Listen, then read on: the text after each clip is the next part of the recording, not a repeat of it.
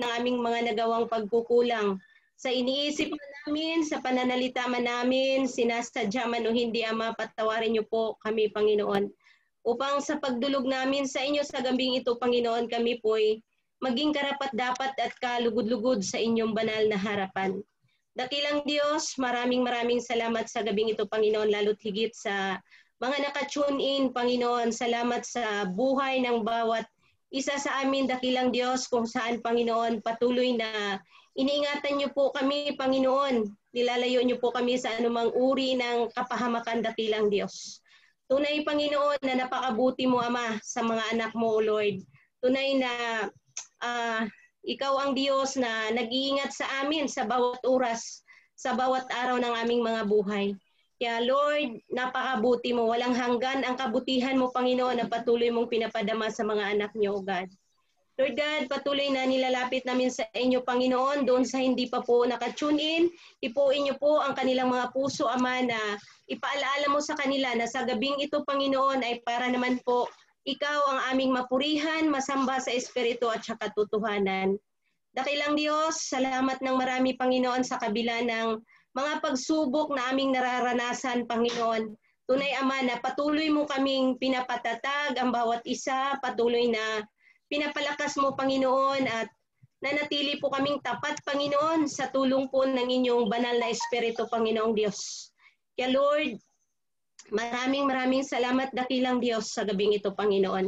Ganun din, Ama, sa mga salita mo, O Diyos, na aming dadalhin ng aming mahal na pastor. Lord, ihanda niyo po ang aming mga puso at isipan. Buksan mo, Panginoon, upang lubusan namin itong maunawaan, Ama, ang mga salita mo at maipamuhay namin sa aming mga buhay sa araw-araw, O God. Dahil alam namin, O Diyos, ang mga salita mo, Panginoon, ang siyang patuloy na nagpapatatag sa aming pananampalataya at nagpapalago, Panginoon. Salamat, Lord, sa gabing ito. Salamat sa lahat. Sa inyo po namin pinagkakatiwala ang aming gawain hanggang sa matapos, Panginoon. Sa tanging pangalan ni Jesus na aming Panginoon at tagapagligtas. In Jesus' name, amen and amen. Amen po. Tinatawagan ko po si Sister Janet para sa pagpapaawit. Magandang gabi po ulit sa ating lahat. At sama-sama po natin naturunin at awitan ng ating Panginoon. Awitin po natin, You Deserve the Glory. You deserve the glory and the honor. Lord, we lift our hands in worship as we lift your holy name. You deserve the glory and the honor.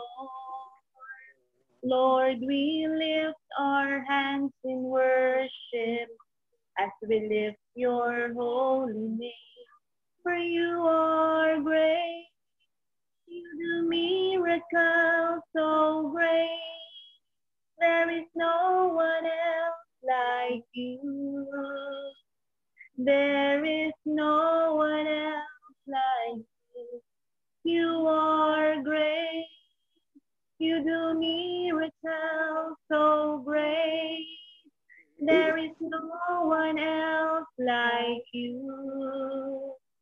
There is no one else like you.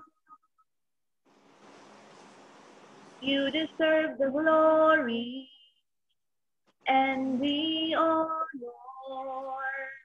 Lord, we lift our hands in worship as we lift your holy name. You deserve the glory and the honor. Lord, we lift our hands in worship as we lift your holy name. For you are great, you do miracles so great. There is no one else like you. There is no one else like you. 'Cause you are great, you do miracles so great. There is no one else like you. There is no one else like you. There is no one else like you. All we like sheep have gone astray, each of us turning our own separate way. We all have sinned and fallen short of your glory. But your glory is what we desire to see, and in your presence is where we long to be. Oh Lord, show us your mercy and grace. Take us to your holy place. Forgive our sins and heal our land. We long to live in your presence once again. All we like sheep have gone astray, each of us turning our own separate ways. We all have sinned and fallen short of your glory. But your glory is what we desire to see, and in your presence where we long to be. Oh Lord, show us your mercy and grace. Take us to your holy place. Forgive our sins and heal our land. We long to live in your presence once again. Oh Lord, show us your mercy and grace. Take us to your holy place. Forgive our sins and heal our land. We long to live in your presence once again.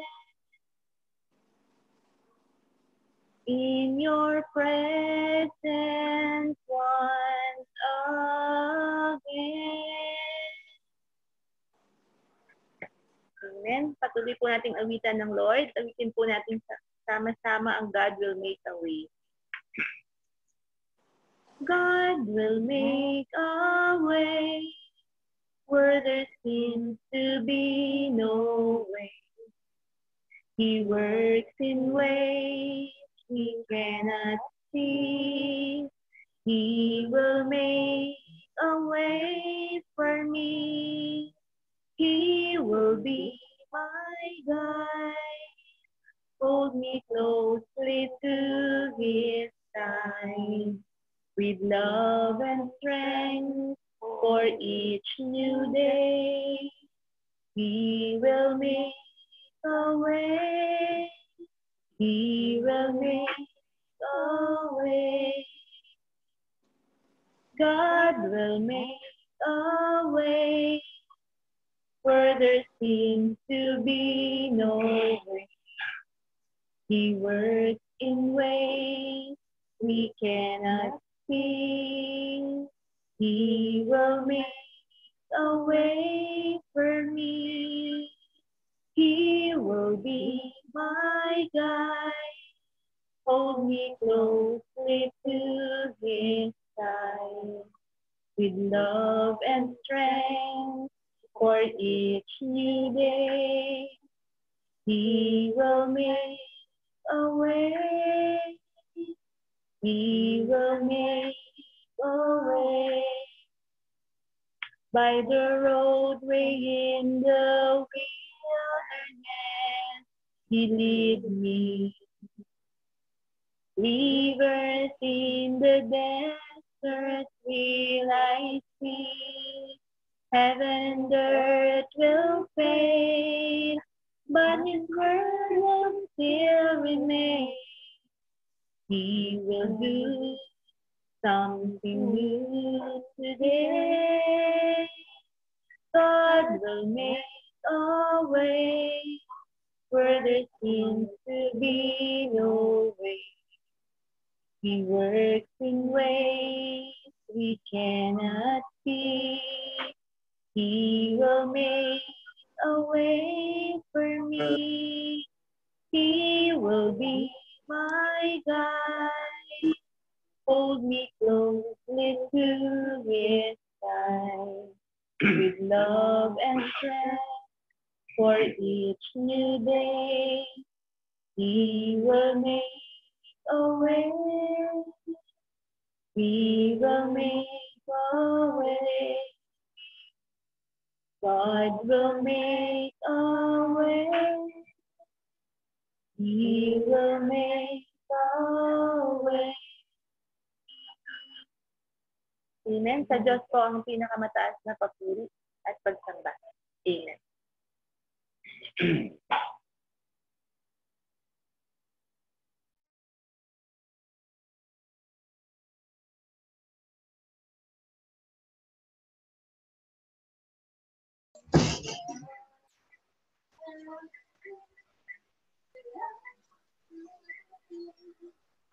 Nakamute po kayo.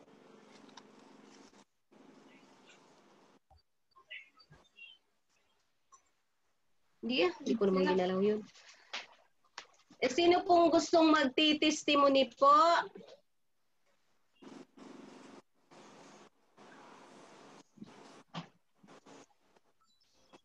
Mayroon po ba? Purihin ng Diyos sa gabing ito na tayo ay muling nagkasama-sama through Zoom. Salamat po sa Panginoon na sa kabila po ng ganitong panahon ay hindi po tayo nagkukulang sa Kanya. At ang ating pong pasasalamat, ang kagalakan ay laging nasa puso. At sabi ko nga, sa umaga pa lang po pagkagising, magpuri na at magpasalamat sa Panginoon Diyos sapagkat panibagong buhay at kalakasan ang ipinagkakaloob sa atin. Kaya napakabuti ng Panginoon at yan po ay hindi natin na dapat ipagwalang bahala. Ipagpasalamat sa bawat sandali, lalo po sa mga ganitong kalagayan. Purihin ng Diyos dahil sa kabila po niya na binibigyan niya tayo ng kapayapaan, kung bagaman po't may dumarating na kaba kung minsan, pero andyan po siya. Dahil ang kanyang salita po ay di nagbabago. I will never leave you nor forsake you. At yan po ang ating panghawakan. Huwag tayong magkaroon ng sobrang kaba dahil nandiyan siya. Hindi po niya tayo iiwan, hindi pa babayaan. At ngayon pong ay panalangin din po natin na nawa at huwag tumama yung napakalakas na bagyong sinasabi. Signal number 3 daw po tayo. Purihin ng Diyos dahil hindi po niya ipagkakalaod yan sa lahat ng dako. Hindi lamang po dito. Ang panalangin ko sa lahat po ng dako, ingatan ang kanyang mga nilalang. Kaya yan po ang labis kong pinagpapasalamat. At isa pa nga po yung answered prayer noong November 4 na yung anak kong umuwi ng California, purihin ng Diyos dahil ando na po, maayos na ang kalagayan sa piling ng kanyang mga biyanan at asawa. Kaya Dito sa atin, yung kapayapaan din po ang hinahangat ko. Hindi po ako nagpipray. Hindi yung pong laman lang ng puso na maipadama sa bawat isa. Huwag tayong mahiyang magbigay ng laman ng ating puso. Pagpatotoo tayo kung ano yun. Dahil yan lang naman po ang magagawa natin eh. Ang laging papurihan, pasalamatan, always pray and give thanks to the Lord. Amen. Amen. Hallelujah.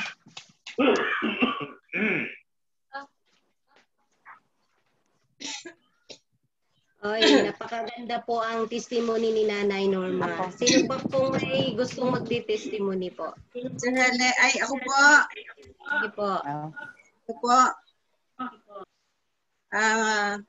Magandang gabi po sa atin lahat, lalo na po sa Panginoon. Pinasalamatan ko po ng lubos ang Panginoon dahil siya po ang tunay na nagmamahal sa akin at lagi siya pong tapat.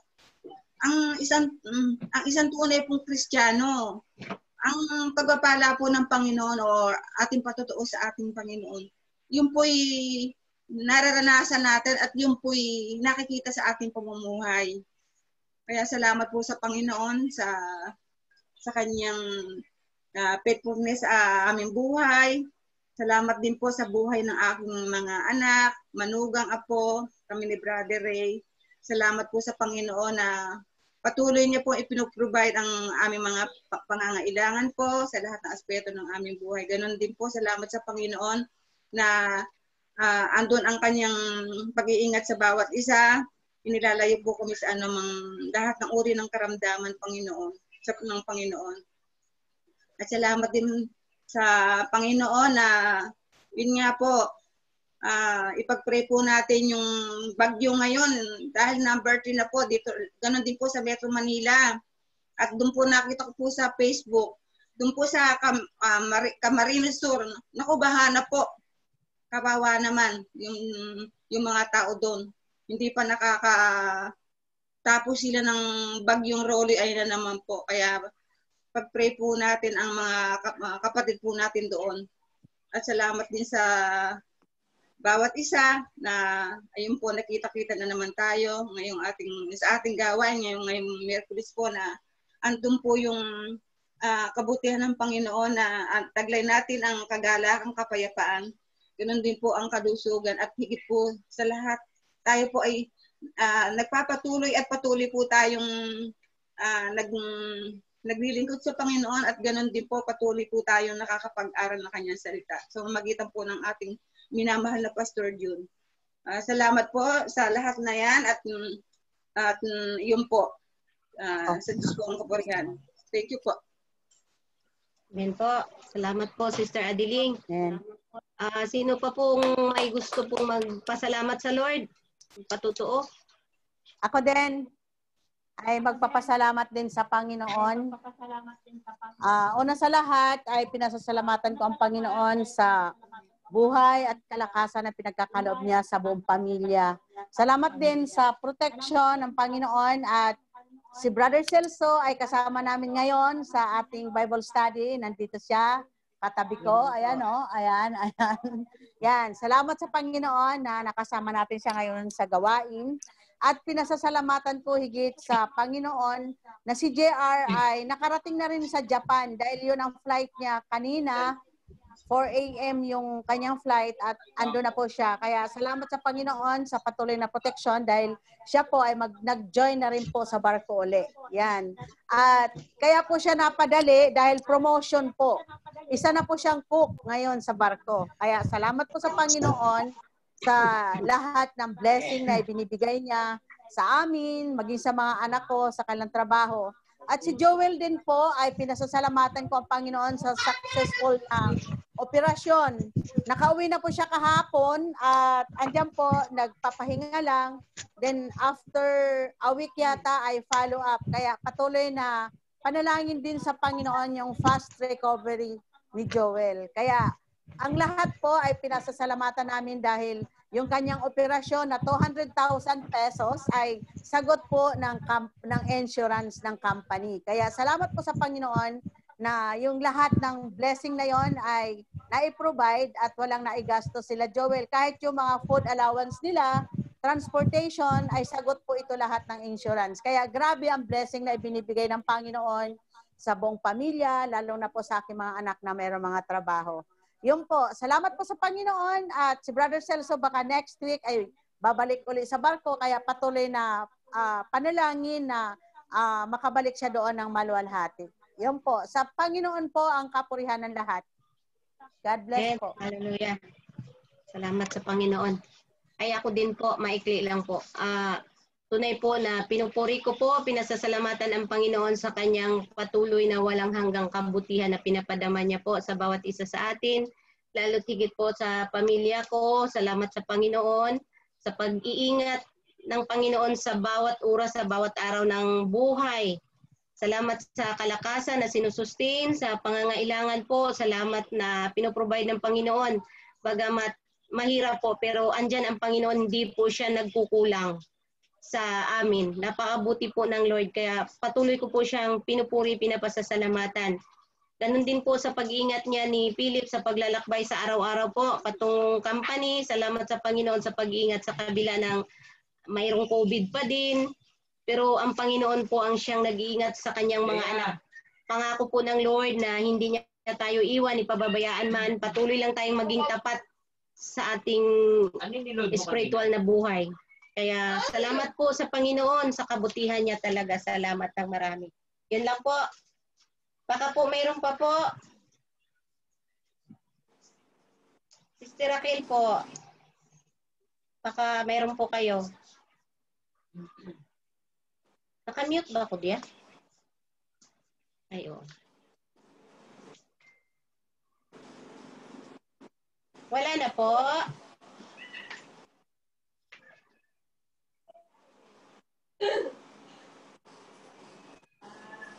Ay, kung wala na po. Mayroon pa po. Pahabol sa akin yung sige po, Nay. Yung pakikiramay natin kay Sister Raquel na talaga namang napakahirap, magkakalayo sila. Pero sa pamamagitan ng blessing ng Panginoon, mapagkakayanan po niya yan. Ipag-pray natin at kapayapaan. At nawa po ay maayos ang kalagayan ng bangkay ng kanyang asawa. Yun lang po. Amen po. Salamat po. At kung wala na po, ibigay ko po sa ating mahal na pastor para sa salita naman ng Panginoon. Makikinig po tayo. Bigay ko po kay Pastor John. Linda, magpapatotoo yata. Ako, magpapatotoo. Opo. Nagpupuri po ako at nagpapasalamat sa Panginoon Diyos sa buong isang linggo na pag-iingat sa aming lahat, sa aking mga apo, dito, Panginoon Pastor. Salamat din sa Panginoon Diyos na nakasama kami sa online service ng CFC, yung sa California, nung Lunes. May worship service sila doon. Nakasama kami nila Pastor at ino-opera niya at magiging speaker din nila sa linggo si Pastor June. Lunes sa atin dito, linggo sa kanila. Kaya salamat sa Panginoon Diyos sa patuloy na paggamit niya kay Pastor John. Meron din kabutihan ng nagawa ang pandemic na ito at nag-active uli si Pastor John sa kanyang paglilingkod sa Panginoon Diyos. Kaya nagpapasalamat po ako sa Panginoon Diyos at salamat din po sa yung pagkaloob ng Panginoon Diyos sa kanya, yung ginagawa niya, yung plant track. Naging libangan lang yun. Pero kumita po siya. Kanina, naka-deliver na naman kami ng isa. Kaya salamat sa Panginoon Diyos sa mga blessing na pinagkaloob niya, sa pag-abot niya sa aming mga pangangailangan. Yung libangan ni Pastor na pagkakarpintero, napapakinabangan din. Marami na po kami siguro mga 12 items na ang na-deliver sa gawa ni Pastor Jules. Kasi ang dami nagla-like, kaso ang dami lang nagla-like. Pero naka-deliver na lang kami. Kaya nga, salamat sa Panginoon Diyos, natigil yung puso na ginagawa niya, pinalitan naman ng Panginoon Diyos yung paggawa ng lalitra. Salamat sa Panginoon Diyos. Pati kay Diyos pa, yung kagalingan kay Diyos. Ni Sister Linda. Amen po. Salamat sa Panginoon. Napakaraming blessings po ni Sister Linda, nila Pastor. At bigay natin po kay Pastor kung wala na pong magpatotoo. Para naman po makinig tayo. Ang kagandahan ng gabi ay natatakpan ng kalungkutan sa pamilya ni kapatid na Raquel, ano? Pagyaw ng kanyang asawa. So, ang iglesia po ng Pinulagad ay taos puso pong nagpapaabot ng aming pagdadalamhati at condolences sa pamilya po ng mga ayon-ayon. At ang bawat pangyayari po sa buhay natin ay tandaan natin laging may layunin ng Diyos. Hindi pa intulot ng natin ang mabibigat na mga suliranin na hindi natin makakayanan. Meron siyang mga plano. At siya ang Diyos na makapangyarihan at nakakaalam at nakakakita ng lahat sa ating buhay. Kaya, Amen po. Sa kabila ng mga pangyayaring ito, tayong nalig at sumandig sa kapangyarihan ng Diyos sapagkat ang bawat pangyayari na ay meron po siyang layunin. Amen. Hallelujah. So, sa gabi ito, ang ating pag-aaralan po ay patungkol po kay Stephen o kay Esteban. No? At ang iba sa atin ay pamilyar sa kasaysayan po ni Esteban. No? Siya po yung a man that God called. No? Pinutungan ng Panginoon ng korona ang taong ito. Na sa kanya pong buhay at paglilingkod ay nakita ng Diyos ang kanyang buong katapatan. So,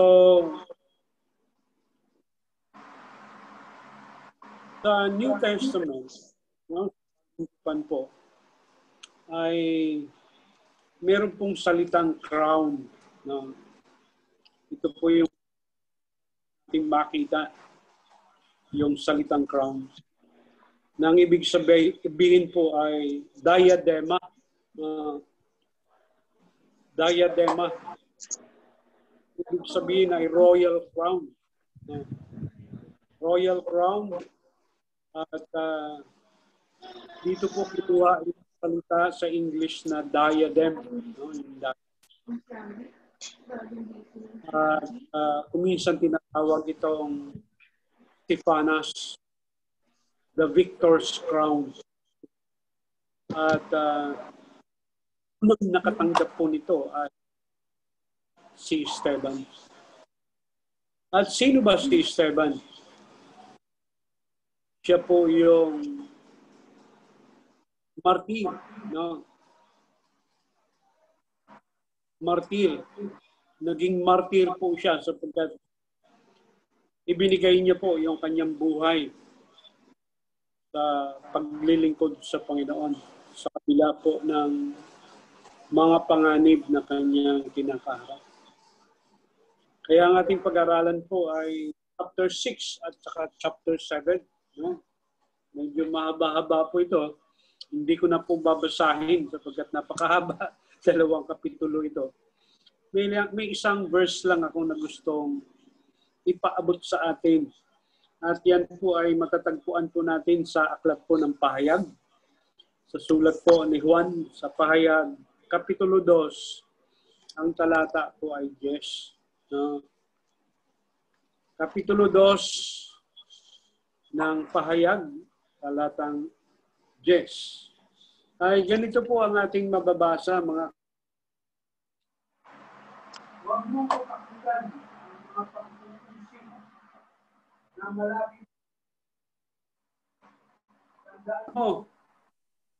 Ipabibilanggo ng Diablo ang ilan sa inyo bilang isang pagsubok. Magtitiis ito sa loob ng 10 araw. Manatili kang tapat hanggang kamatayan at ipagkakaloob ko sa iyo ang putong ng buhay. Hallelujah. Palakpakan nga po natin ang salita po ng Panginoon sa gabing ito. Hallelujah. Napakasarap po na ang pangako po ng Diyos ay napakaliwanag at mapanghawakan ang kanyang mga pangako. Manatili kang matapat hanggang at ipagkakaloob ko sa iyo ang putong ng buhay. So, sa 2 kapitulo na ating pong pagbulayan, mga kapatid, ngayong gabi, ay marami po tayong matutunan sa buhay po ni Esteban. No? At ang iglesia, ang unang iglesia na itinatag sa aklat po ng mga gawa ay dumaranas po ng mabigat at nakakarindi na mga pagsubok. At nahirapan ang mga apostol sa kanila po pagmiministeryo para sa lahat po ng mga mananampalataya. Dahil dumarami, no? Dumarami ang mga mananampalataya. Unti-unti pong dumarami ang mga mananampalataya. At kailangan nilang tutukan ang gawain po ng Panginoon. At ang sabi po ng chapter 6, mga kapatid, sabi rito, ng panahong yon, dumarami ang mga sumasampalataya at nagrereklamo. No? Kung marami ang sumampalataya, marami na rin ang nagrereklamo. At ang mga Helenista laban sa mga Hebreo. Ano po ba itong mga Helenista na ito? Ang mga Helenista po ay ito po yung mga Kristiyanong Hudyo na nagsasalita po ng Grego. Ang kanilang salita ay Grego. No? The Greek-speaking Christians, no? Sa aklat ng mga gawa. At sila po ay nagrereklamo laban sa mga Hebreo. At ang mga Hebreo po ay ito po yung mga residenteng lokal, no, ng iglesia. Ito yung mga, ang kanilang salita po ay Aramaic, no? Aramaic. Pare-pareho po silang Kristiyano. Pare-pareho silang mga Kristiyano. Ang Helenista lang ay Griego ang kanilang salita. At itong mga Hebreo, no, ay ang kanila pong ginagamit na salita ay Aramaic. At ito po yung lumalaganap na mga salita during the time. Kaya sinabi nilang ang mga babaeng balo sapagkat ay napapabayaan pang araw-araw na pamamahagi ng ikabubuhay. Kaya tinipon ng 12 buong kapulungan, ang buong kapulungan ng mga sumasampalataya at sinabi sa kanila, hindi namin dapat pabayaan ang mga pangangaral at salita ng Diyos upang mga siwa sa pamamahagi ng ikabubuhay. No? Ang mga alagad ay nakatutok sa napakalawak na gawain ng Panginoon. At dahil sa napakalawak ang ministeryo, may mga bagay silang hindi natututukan.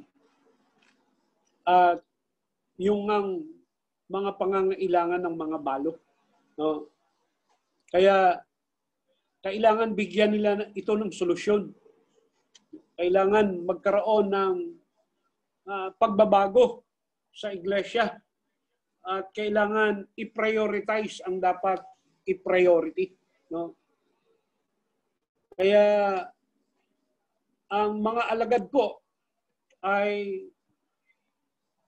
gumawa ng kaparaanan at humingi ng tulong sa banal na espiritu kung paano ang kanilang gagawin na pag-aayos sa mga problemang nagsusulputan sa iglesia. At makikita natin ang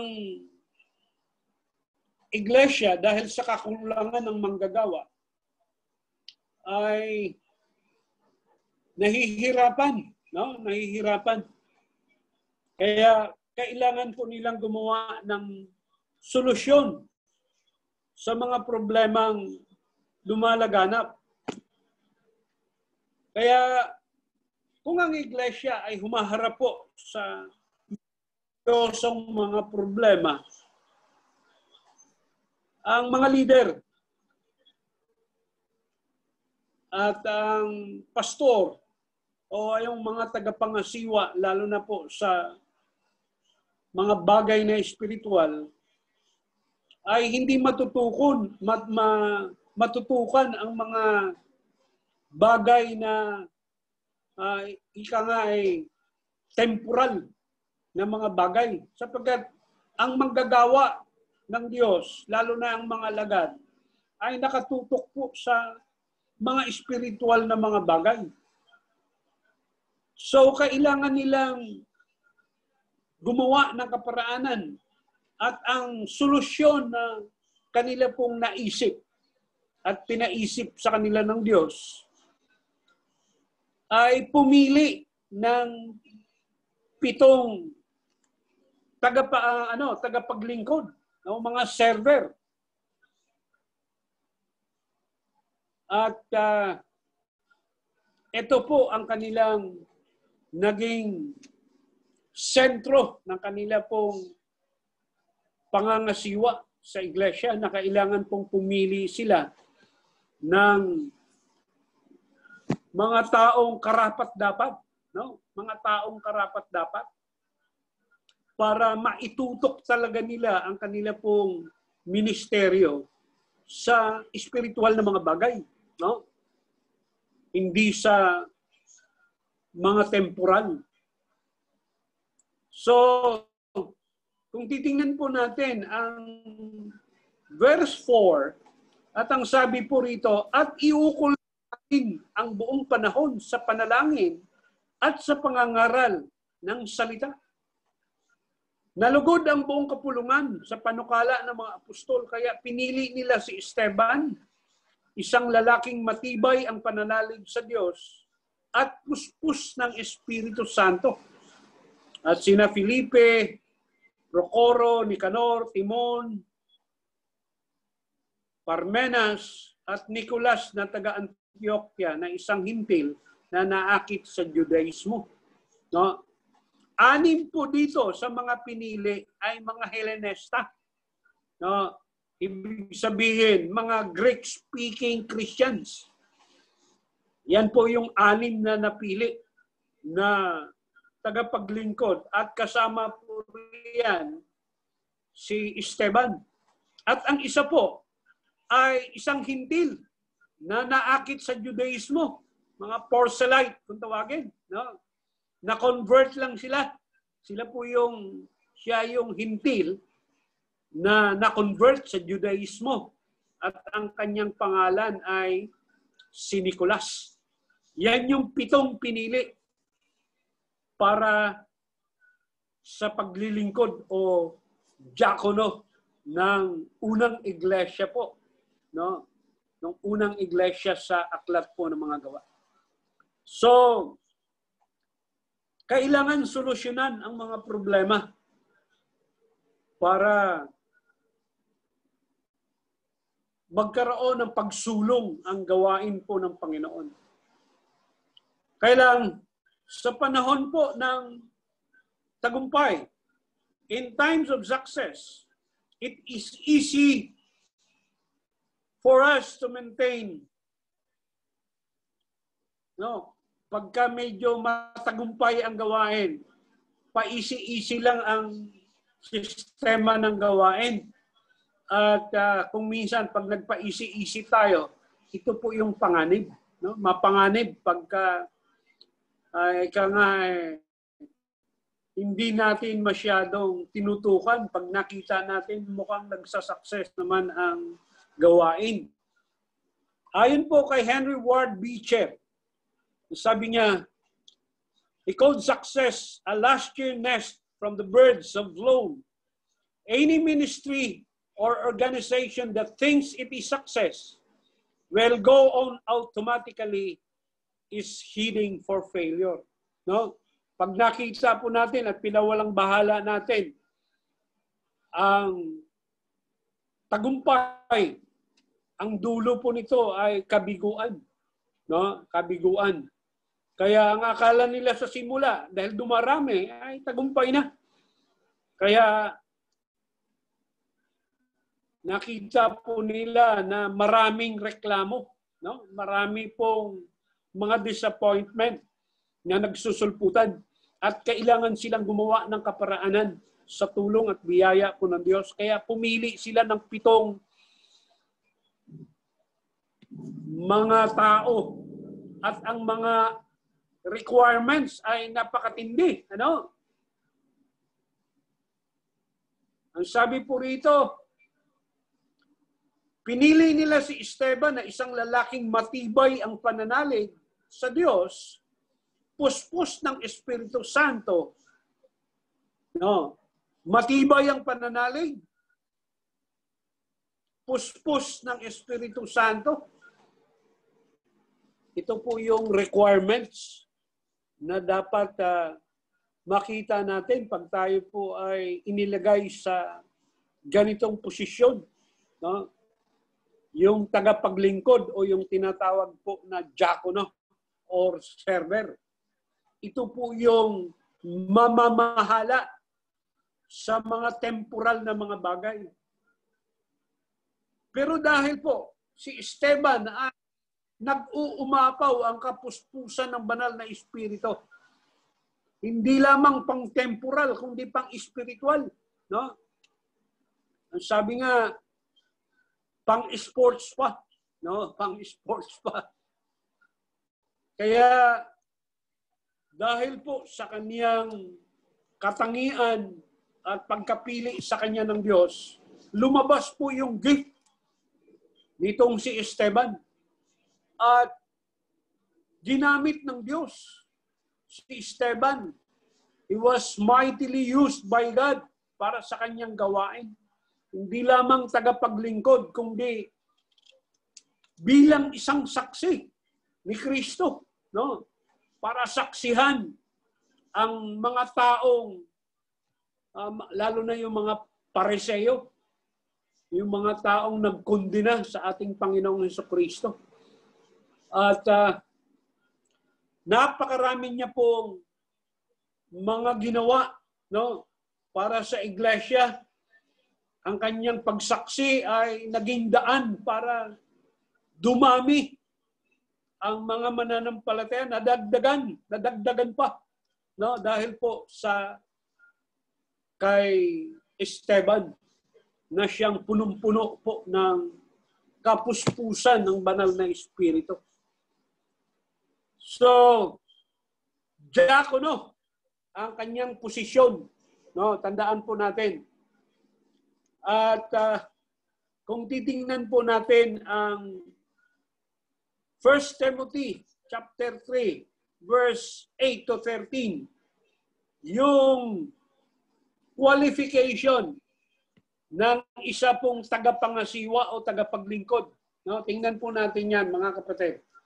Yung sinasabi na Apostol Pablo kay Timoteo, no? Sa 3 ng Timoteo.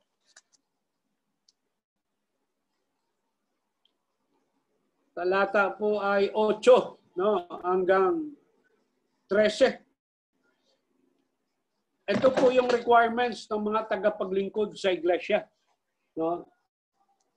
Kailangan namang ang magiging tagapaglingkod sa iglesia ay marangal, tapat mangusap, hindi sugapa sa alak, at hindi sakim.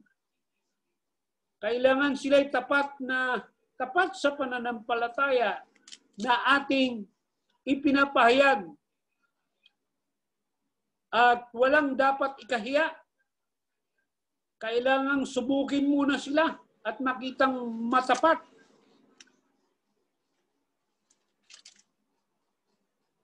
Sa lahat ng bagay. Kailangan subukin muna sila at makitang matapat bago gawing tagapaglingkod.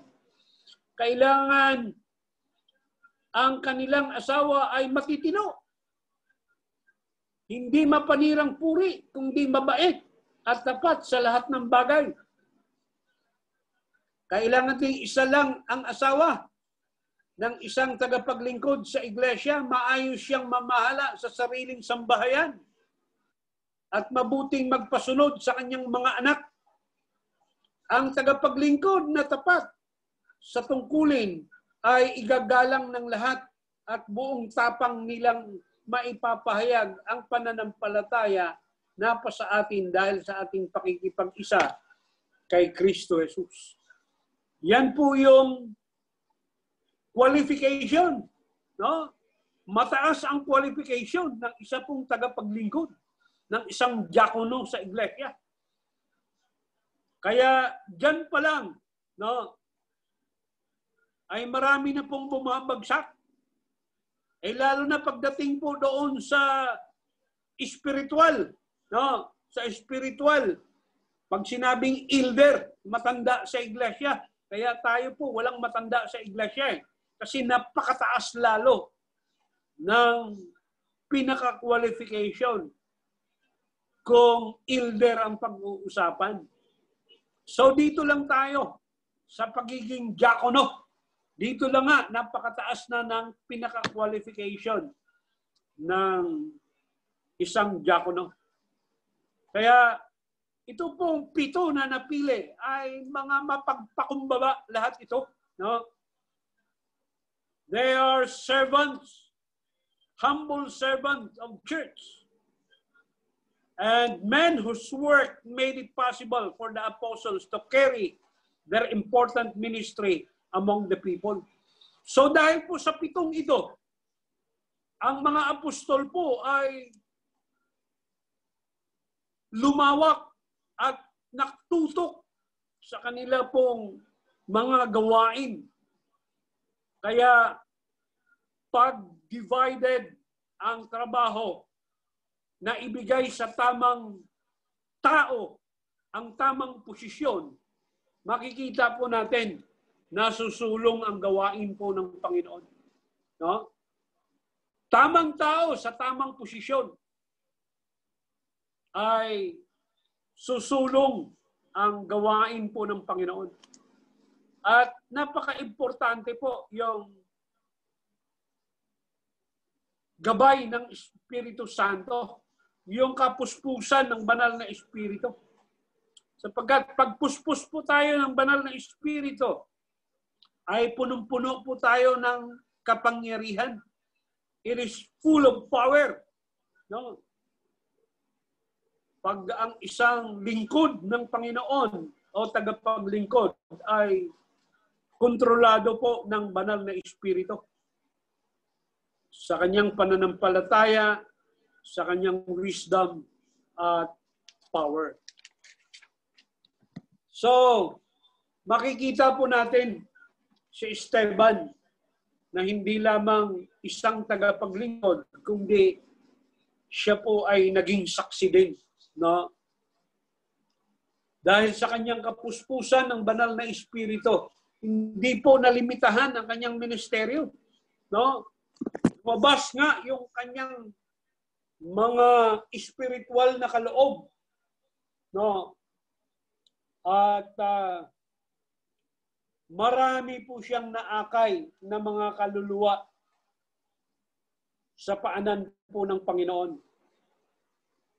At makikita po natin na sa mga oras na ito, ang mga apostol po ay gumagawa ng mga himala. No? Acts 2:43.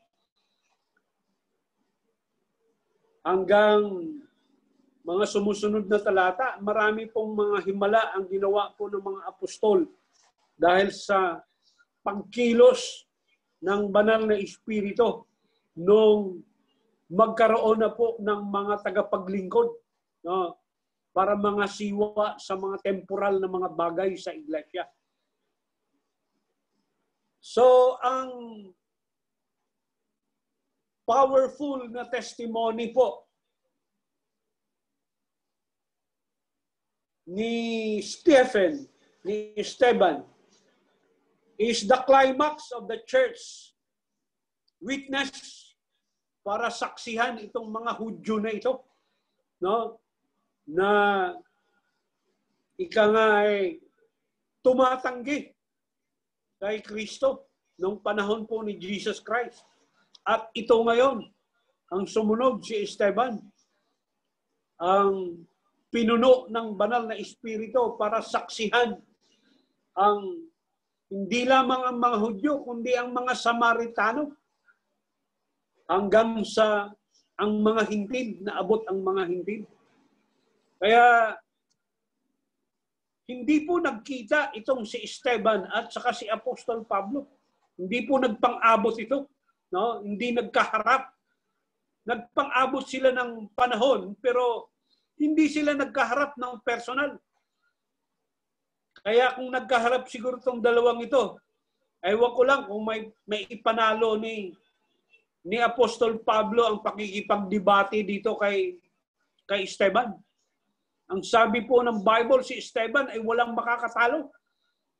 Kahit na magagaling na mga Pariseo ay wala pong laban sa kanya. Saka pakipag-debate at balitaktakan. No?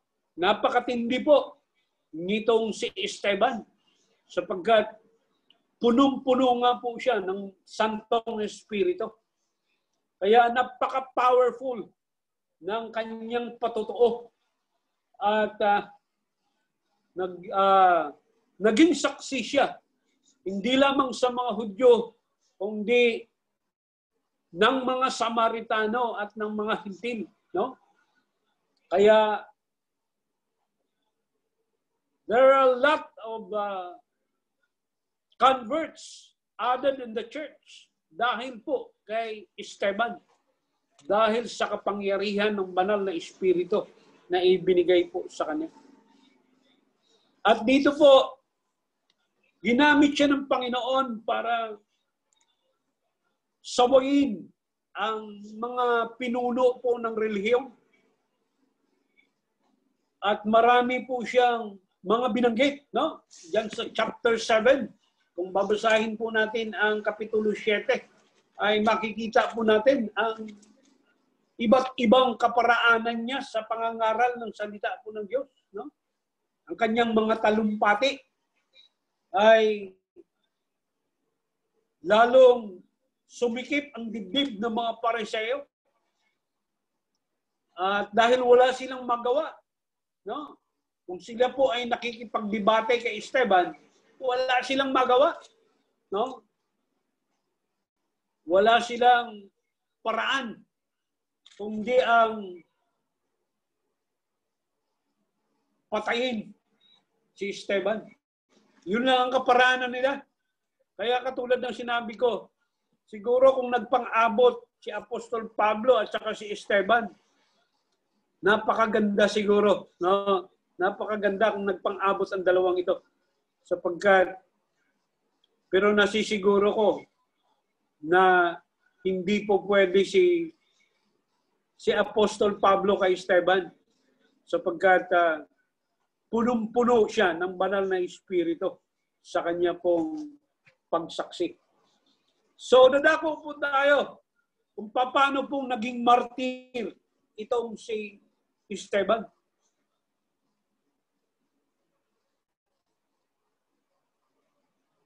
At makikita po natin na si Esteban po ay kung ano-ano ang ginagawa po ng mga Pariseyo para siya ay ika nga hiyain. Pero wala po sila talagang magagawa. So, Christian martyr. Yan po ang tawag sa isang Kristiyanong nag-alay na kanyang buhay para sa paglilingkod sa Diyos.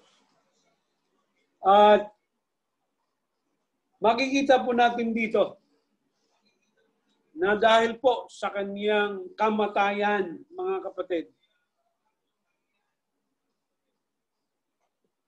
ito, tinanong ito ni Brother Ray sa akin, hindi ko makakalimutan. Ewan ko lang kung maalala mo, Brother Ray, na bakit dito sa Kapitulo 7 ng Aklat ng Mga Gawa ay nakatayo sa kanan ng Diyos si Kristo. Ewan ko kung naalala mo yung tanong na yan. Naalala mo ba yan, Brother Ray? Bakit sa Aklat ng Mga Gawa tumayo sa kanan ng Diyos si Kristo? Tingnan po natin ang sinasabi po. No. Kailang tingnan natin sa King James. Huwag sa bagong salin. No. Sa King James po, kaya may King James ba kayo dyan? Sa chapter 7, verse 56. No. Brother Ray, pakibasa nga yan. Chapter 7 ng Book of Acts. Kasi meron tayong magandang explanation. Diyan siya nakatayo. Hindi ba si Kristo, ayon sa Hebrew 12:2, ay nakaupo sa kanan ng Diyos? Pero diyan sa Aklat ng Mga Gawa, 7, talatang 56, nakatayo po si Kristo. Kaya ang tanong diyan, bakit nakatayo? Nakaupo yan si Kristo sa kanan ng Diyos. Makibasa po. King James ba yan? Hindi po, Pastor. King James. Kailangan King James. Kasi sa ibang salin, may King James ba kayo dyan? Wala po, yung Pastor, King James po. May King James pa dyan? Wala po, Pastor. Ito.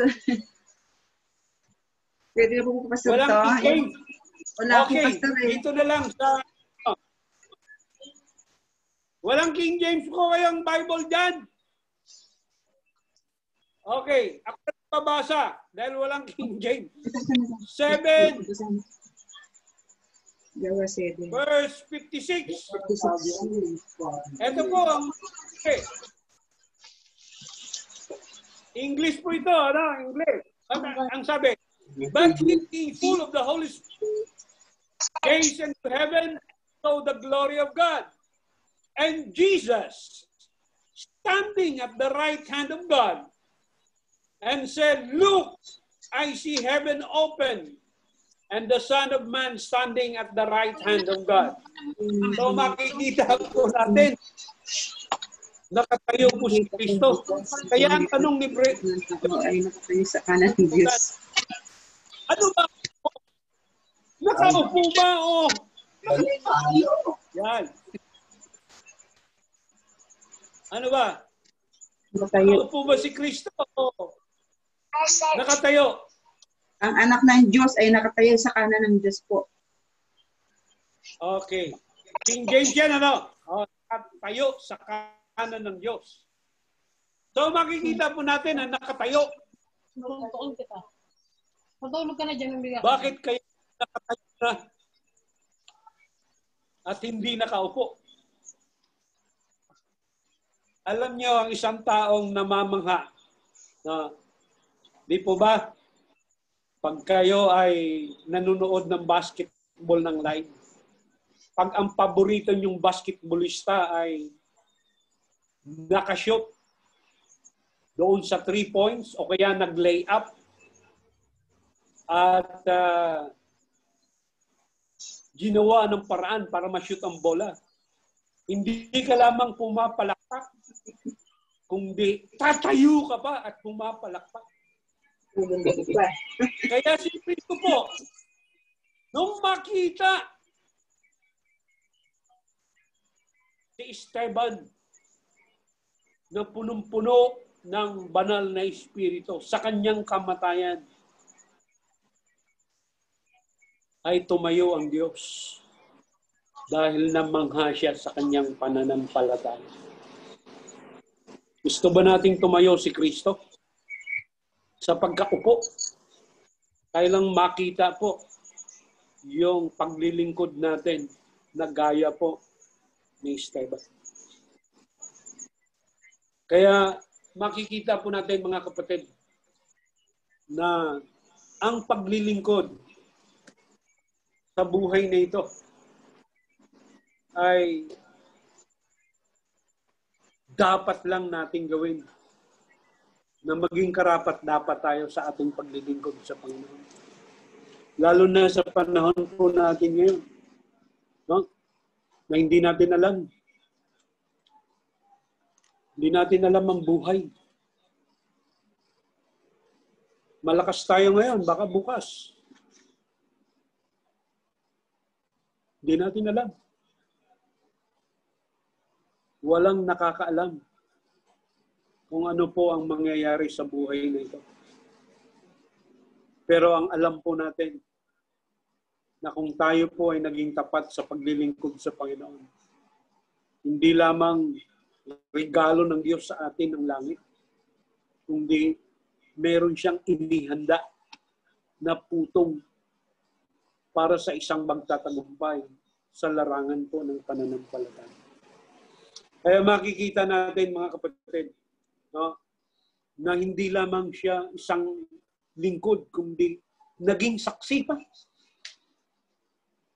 Naging buhay na patutuo at instrumento at naging daluyan ng pagpapala po ng Panginoon. Naalala ko po yung isang isa pong mahusay na lingkod ng Panginoon. At siya po ay nangangaral sa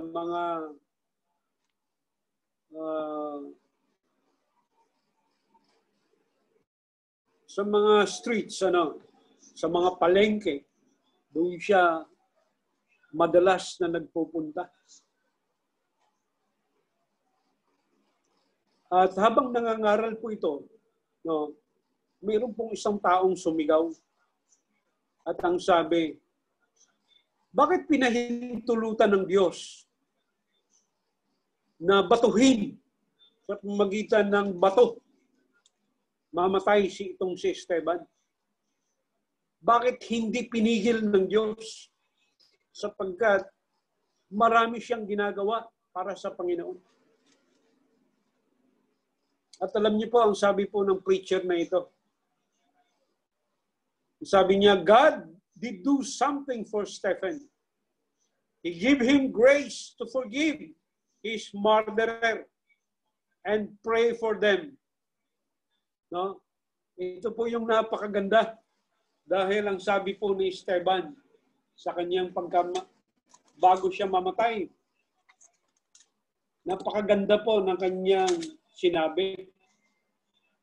Lumuhod si Esteban at sumigaw ng malakas, Panginoon, huwag mo na po silang papanagutin sa kasalanan ito.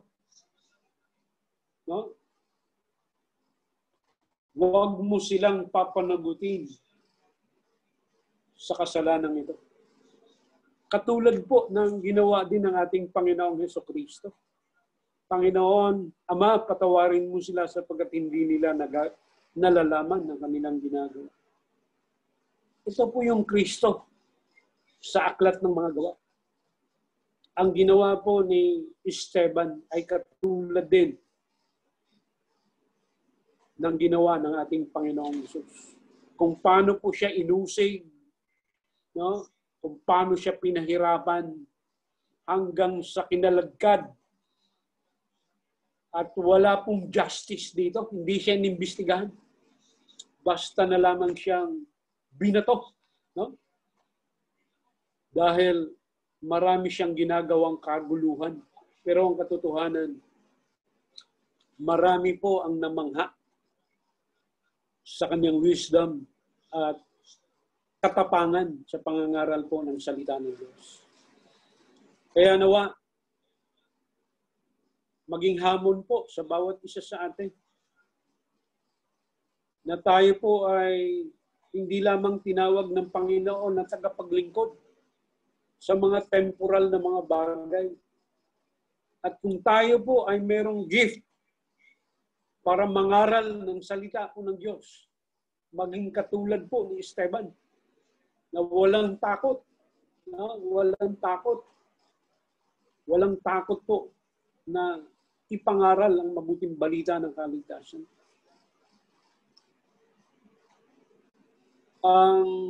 May isa po tayong kapatid sa pananampalataya na nagtanong sa akin at kami po ay through text, nag-usap kami. At ang sabi niya, Pastor, naguguluhan ako. Ang daming kaguluhan na nangyayari po sa akin. At sinabi niya sa akin ang mga bagay-bagay na nagpapagulo sa kanyang kaisipan. Sabi ko sa kanya, kung malinaw sa iyo ang kaligtasan na tinanggap mo bilang regalo sa iyo ni Kristo, kung malinaw sa iyo kung paano mo ito tinanggap, kung paano ito napasayo ang kaligtasan mo, hindi ka maguguluhan. Kung alam mo ang katotohanan, madali mong mapabasubalian ang mga turo na maaring narinig mo at tinanggap mo. Kaya sa panahon na ito, kailangan po magiging masigasig tayo. Lalo tayong maging masigasig sa gawain po ng Panginoon. Sapagkat hindi natin alam ang bukas. Hindi natin alam. Diyos lang ang nakakaalam. Pero ang pinakamasarap sa lahat ay meron po tayong katiyakan ng ating pong mga kaluluwa. Kung dumating man yung pagkakataon, dumating man ang panahon na tayo po ay tawagin na ng Panginoon, no? Ay nakatitiyak po tayo, mga kapatid, sa ating pong mga kaluluwa. Tandaan po natin na ang ating katawang lupang ito po yung matutulog doon sa sementeryo. No? Itong katawang ito, hindi po yung kaluluwa natin. Hindi po yung soul sleep na sinasabi nila. Body sleep. No? Body sleep. Sapagkat ang kaluluwa po ng isang tao, kung siya po ay may tunay na relasyon kay Kristo, doon siya sa piling ng ating Panginoon. Sa muling pagbabalik po ng ating Panginoong Jesucristo, dadalhin niya ang mga kaluluwa na ito. No? Dadalhin niya ang kaluluwa at ang espiritu. At ibabangon niya ang mga katawan na nasa libingan. At isasama niya ang kaluluwa at espiritu sa katawang maluwalhati, katawang binago. No? At yan po ang mangyayari sa atin. Kaya sa isang tunay na meron pong tunay na relasyon kay Kristo, tandaan po natin ang kamatayan na hindi po kinatatakutan. No? Na pagtagumpayanan ng ating Panginoon ang kamatayan. At sa isang sumampalataya sa Kanya, ay napagtagumpayan na rin natin. Kaya tandaan niyo po, matulog man ako ngayong gabi at hindi na ako magising, magigising ako sa piling ng Panginoon. Katulad po ni Esteban, natayo ang ating Panginoon sa kanyang kinaupuan dahil sa pagtanggap ng kaluluwa po ni Esteban. Purihin ang Panginoon sa gabing ito. Magandang gabi po sa inyo lahat.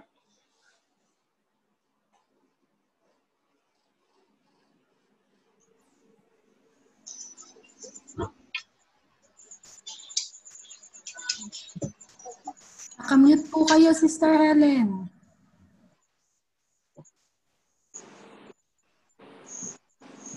Okay na po. Amen po. Salamat po sa napakagandang mensahe. At sige. At nawa po tularan natin ang buhay ni Esteban na matibay ang pananalig at puspos ng banal na espiritu. At manalangin po tayo, Pastor, para sa closing prayer po. Hallelujah. Meron po bang mga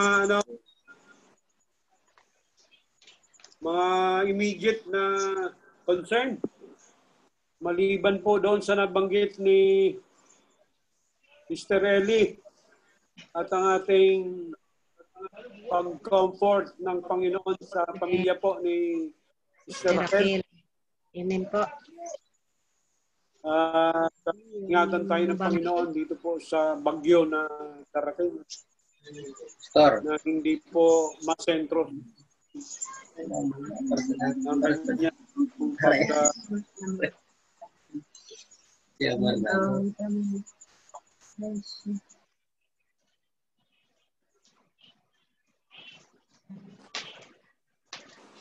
Ikaw, Philip, anong wala concern na po. mo? Panalangin.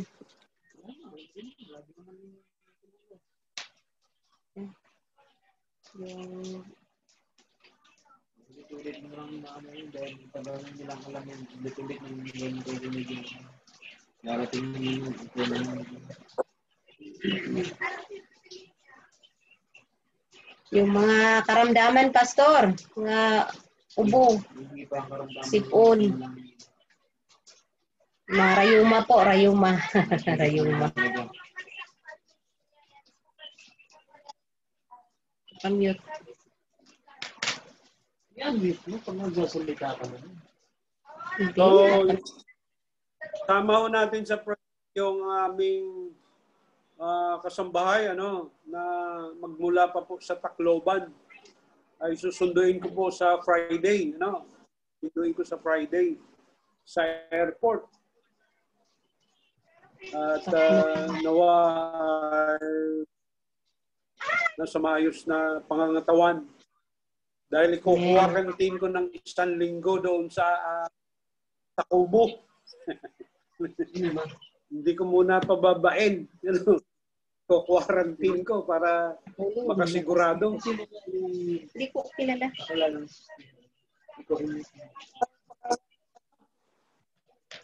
Ha? Mirad. Rad? Samo ka mo. Ay, lagi kong sundot-sundot na doon.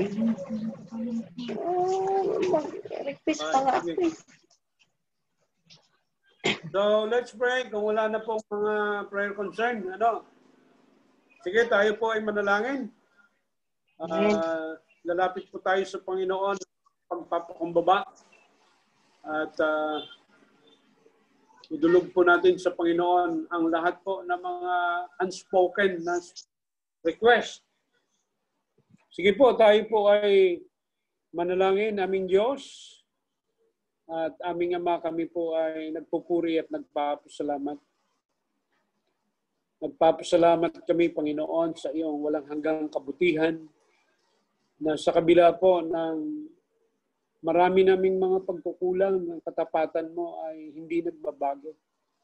Ikaw pa rin ang Diyos noon, ngayon at magpakailan pa man. Diyos ni Abraham, Diyos ni Jacob, at Diyos ni Isaac, at Diyos ng lahat ng hinirang mo, Panginoon, at inyong mga anak. Kami po ay lumalapit sa inyo ngayong gabi, buong pagpapakumbaba. Humihingi o Diyos ng kapatawaran sa lahat ng aming mga karumihan at mga kasalanan. Pakalinisin niyo nga kami, O Diyos, at pakabanalin upang maging karapat-dapat kami, O Diyos, sa aming paglapit sa inyo ngayong gabi. Yes. Una, tigit sa lahat, tinataas po namin sa inyo ang aming bansa. Ang kalagayan po ng paglaban po namin sa COVID-19. Lord, ipinagkakatiwala namin sa inyo ang lahat ng ito. Ikaw lamang ang aming sandigan. Ikaw ang aming muog. At ikaw ang Diyos na hindi magpapabaya sa inyong mga anak. Panginoon, tinataas po namin una sa lahat sa inyo, Panginoon, ang aming kapatid na Raquel, na kung saan ang kanya pong asawa ay namayapa dahil po sa COVID-19. Lord, abutin mo siya at lalo na po yung kanyang mga anak na nasa Italy. Panginoon, i-comfort mo sila. Aliwin niyo po sila, O Diyos, sa kanila po ang pagdadalamhati at kalagayan. Ikaw lamang ang aming Diyos na malalapitan. You are the God, the refuge, our protector. At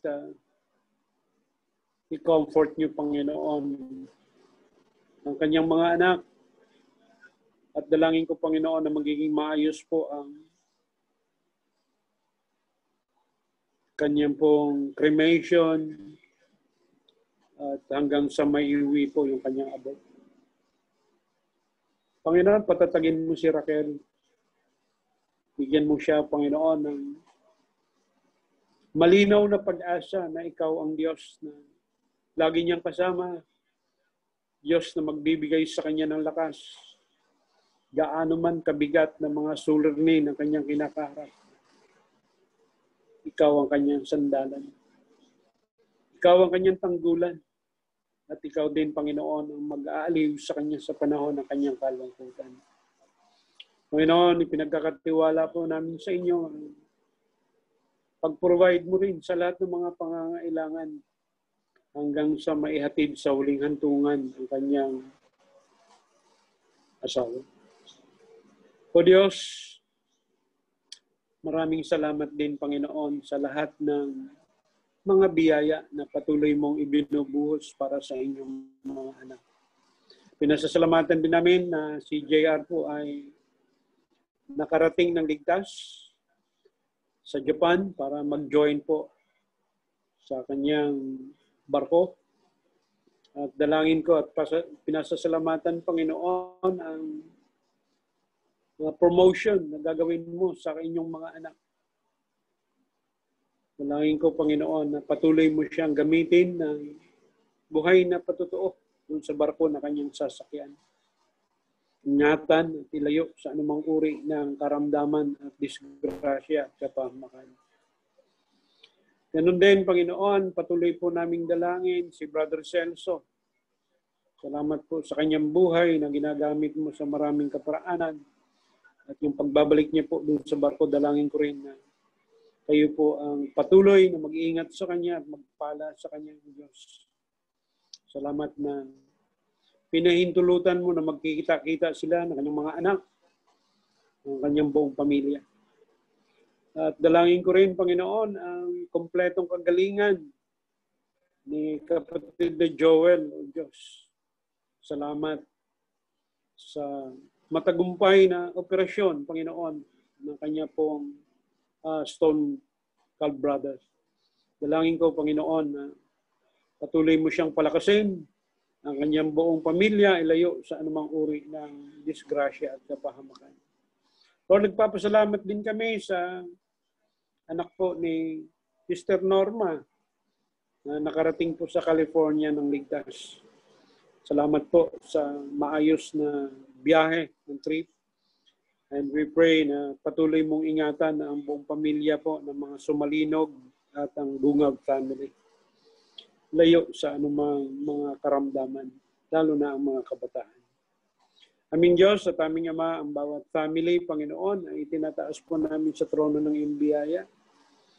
Ang pamilya po ni kapatid na Ray, ang pamilya ni Sister Helen, ang mga plano po ni Philip sa kanya pong buhay. Dalangin ko, O Diyos, na magkaroon ng katuparan ang lahat po ng kanyang mga nasa, ng mga desire ng kanyang puso. At patuloy naming dalangin, Panginoon, ang pamilya ng Abratige.